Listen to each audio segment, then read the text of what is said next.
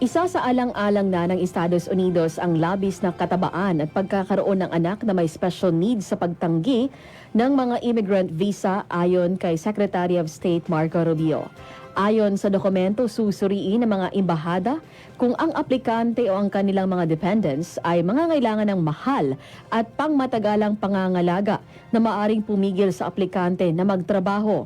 Ang patakarang ito ay para sa mga nagnanais mag-migrate sa US at hindi para sa pansamantalang bisita para tiyakin na hindi magiging pabigat sa mga nagbabayad ng buwis sa sistema ng imigrasyon.